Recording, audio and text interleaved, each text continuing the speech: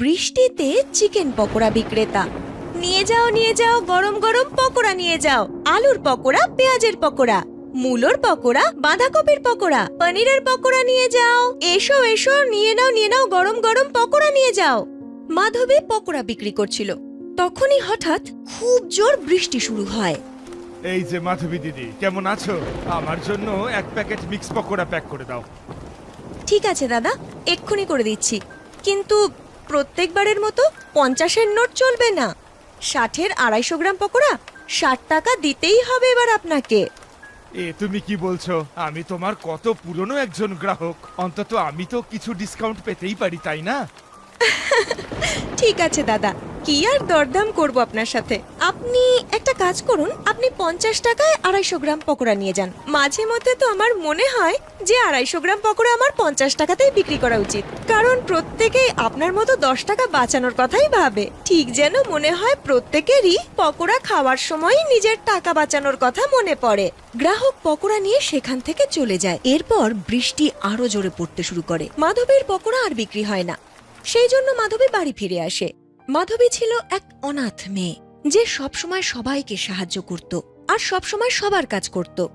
যেই ও বাড়ি ফিরল, তাকে তার প্রতিবেশী শান্তি, যে ডিম বিক্রি করত, সে বলল, হ্যাঁ রে মা মাধবী, আজ তোর ফিরতে অনেক দেরি হয়ে গেল রে। রোজ তো তুই আগে ফিরিস। তুই যখন থাকিস না, তোকে নিয়ে আমার ভীষণ চিন্তা হয়। মনে হয় আজ তোর পকোড়া একটু বেশি বিক্রি হয়েছে, তাই তো এত দেরি করে এলি। না শান্তি আন্টি, আজ আমার পকোড়া বিক্রি হয়নি অত, কারণ খুব জোরে বৃষ্টি পড়ছিল তো। তাছাড়াও বাড়ি ফিরতে হতো। কিন্তু কাল বৃষ্টি না হলে আমার পকোড়া ভালো বিক্রি হবে জানো। এমনিতেও সবাই বৃষ্টিতে পকোড়া খেতে বেশি ভালোবাসে। হ্যাঁ মাধবী মা, নিজের খেয়াল রাখিস। এখন দিনকালের যা অবস্থা। পরের দিন ধীরে ধীরে যেই বৃষ্টি বাড়ছে, আমার পকোড়া কম বিক্রি হচ্ছে। আর যখন বৃষ্টি পড়ে না, তখনও কম পকোড়া বিক্রি হয়, কারণ এখন তো বেশিরভাগ সবজিতে খুব পোকামাকড় থাকে। আমার কিছু মাথায় আসছে না যে এখন আমি এমন কি করি যাতে আমার পকোড়া আবার বেশি বেশি বিক্রি হবে।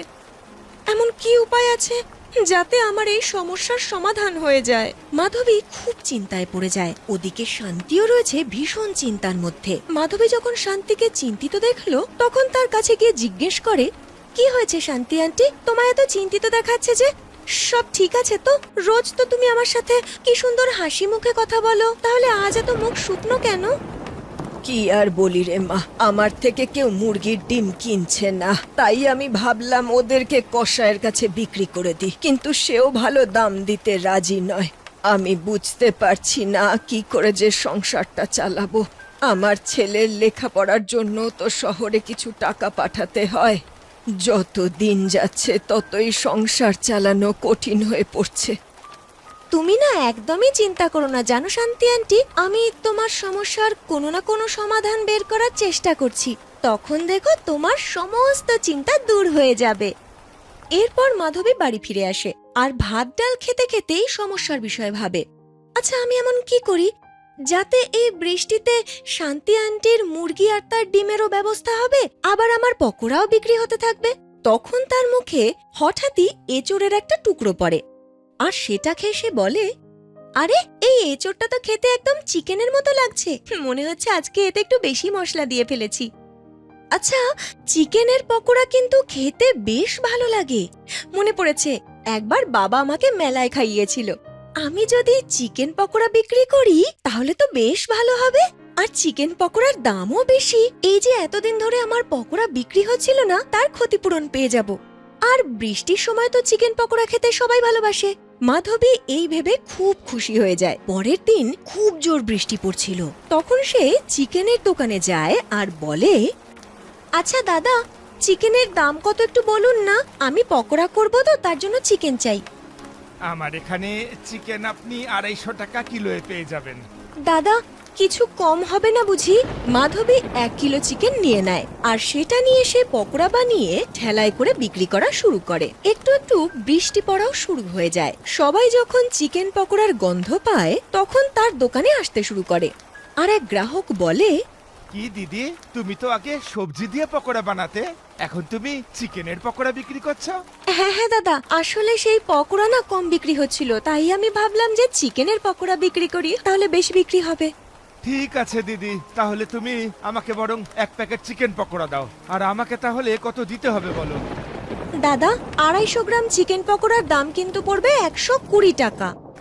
ওরে বাবা, তোমার এখানে দাম তো অনেক বেশি। না তাহলে থাক, আমি এত দাম দিয়ে পকোড়া কিনতে পারবো না। এ আপনি কি বলছেন দাদা? এগুলো যে চিকেনের পকোড়া সেটা তো দেখুন, দামি তো হবেই। তাও যদি আপনি না নিতে চান কোনো ব্যাপার না। সেই গ্রাহক এই বলে ওখান থেকে চলে যায়। তখন আরো জোর বৃষ্টি পড়তে শুরু করে। মাধবী তার ঠেলাটা পলিথিন দিয়ে ঢেকে দেয় আর নিজে একটা দোকানে গিয়ে দাঁড়িয়ে পড়ে। আস্তে আস্তে বৃষ্টি কমতে থাকে। তখন অন্যান্য গ্রাহকরা আসতে শুরু করে। তাদের মধ্যে কেউ কেউ চিকেন পকোড়া কেনে, কিন্তু বেশিরভাগ মানুষ এত দামি পকোড়া কিনতে পারে না। মাধবীর কিছু পকোড়া বিক্রি হয় না।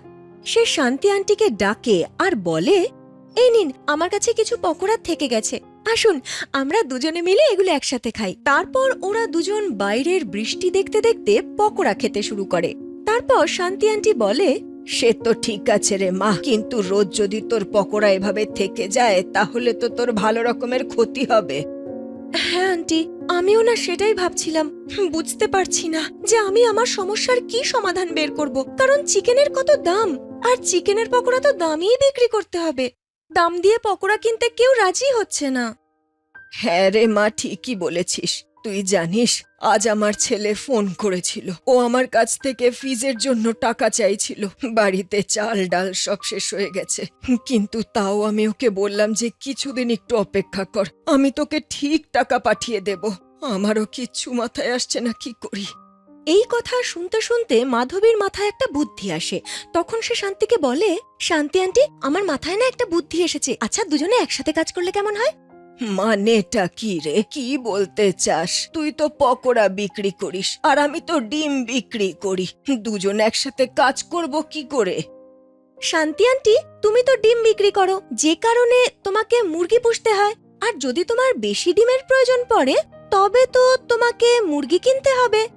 হ্যাঁ রে মা, ঠিকই বলেছিস, কিন্তু আমরা দুজন একসাথে কাজ করব কি করে? সেটাই তো আন্টি, তুমি একটা কাজ করো, তুমি হোলসেলে অনেক মুরগি কিনে নাও আর সেগুলো পুষতে শুরু করো। তুমি সেই মুরগিগুলো সস্তায় আমাকে বিক্রি করে দিও, তারপর আমি সেগুলো পকোড়া করে বিক্রি করব। এভাবে আমাদের দুজনেরই লাভ হবে। মাধবীর কথা শান্তির বেশ মনে ধরে। বিষয়টা একটু গোলমেলে হলেও প্ল্যান মন্দ ছিল না। সেই দিনই সে হোলসেল থেকে অনেক মুরগি কিনে নিয়ে আসে আর মাধবীকে বলে, মাধবী, আমি অনেক মুরগির বাচ্চা নিয়ে এসেছি আর কিছু মুরগিও, কিন্তু বাচ্চাগুলোর তো বড় হতে সময় লাগবে। ততদিন তুই বড় মুরগিগুলো নিয়ে নে আমার থেকে, আর সেগুলো কেটে পকোড়া বানিয়ে বিক্রি কর। তখন মাধবী সেটাই করে। এবার সে সস্তায় চিকেন পাচ্ছিল। এখন সে চিকেনের পকোড়া মাত্র 80 টাকায় 250 গ্রাম করে বিক্রি করা শুরু করে। 60 টাকায় সবজির পকোড়া আর 80-তে চিকেন পকোড়া শুনে গ্রাহকরা খুব খুশি হয়। তাদের সেটা সস্তা বলে মনে হয়। ভীষণ বৃষ্টিতে এক গ্রাহক আসে আর সে বলে, বা মাধবীদি, তুমি 80 টাকা প্যাকেট চিকেন পকোড়া বিক্রি করছো? খুব সস্তা তো। পুরো বাজারে এত কম দামে কেউ চিকেন পকোড়া বেচে না। হ্যাঁ দাদা, সেই জন্য তো এত সস্তায় আমি পকোড়া বিক্রি করা শুরু করেছি, যাতে ধনী গরিব সবাই আমার পকোড়া খেতে পারে এই বৃষ্টির ওয়েদারে। এটা তুমি খুব ভালো কাজ করেছো মাধবীদি। ঠিক আছে, আমাকে তুমি ½ কিলো চিকেন পকোড়া প্যাক করে দাও। আমি তো গিয়ে আমার সব বন্ধু বান্ধব আত্মীয় স্বজনদের বলবো যে আমাদের গ্রামে এত কম দামে চিকেন পকোড়া পাওয়া যায়। মাধবী তাকে পকোড়া প্যাক করে দিয়ে দেয়। ধীরে ধীরে গ্রামের সবাই জানতে পারে যে মাধবী এত সস্তায় চিকেন পকোড়া বিক্রি করছে, আর তার ঠেলার সামনে ভিড় হওয়া শুরু হয়ে যায়। অন্যদিকে শান্তি আন্টির মুরগিরা বড় হয়ে যায়। সে ওই মুরগিগুলো মাধবীকে বিক্রি করে দেয় এবং আরো মুরগি কিনে নিয়ে আসা শুরু করে। এইভাবে দুজনের ব্যবসা ভীষণ ভালো চলছিল। ওদিকে শান্তি আন্টির ছেলেরও লেখাপড়া শেষ হয় এবং সে বাড়ি ফিরে আসে। সে যেই মাধবীকে দেখে সে তার দৃষ্টি সরাতে পারে না, আর তার মাকে এই বিষয়ে বলে, মা, মাধবী কি সুন্দর না? আমার ওকে খুব ভালো লাগে। তোমার যদি কোনো আপত্তি না থাকে, আমি মাধবীকে বিয়ে করতে চাই। আমার আবার কি অসুবিধে হবে রে বাবা, তুই তো আমার মুখের কথা কেড়ে নিয়েছিস। মাধবীর মতো মেয়ে আমি আর কোথাও পাবো নাকি? আমি আজই ওর সাথে কথা বলবো। তারপর শান্তি আন্টি মাধবীর সাথে কথা বলে। মাধবীও লজ্জা লজ্জা মুখ করে প্রস্তাবে সম্মতি জানায়, আর শান্তি আন্টির ছেলের সাথে মাধবীর বিয়ে হয়ে যায়। মাধবী শান্তি আন্টির বৌমা হয়ে যায়। ওরা এখন দুজনে একসাথে মিলেমিশে ব্যবসা করছে আর সুখে শান্তিতে জীবন কাটাচ্ছে।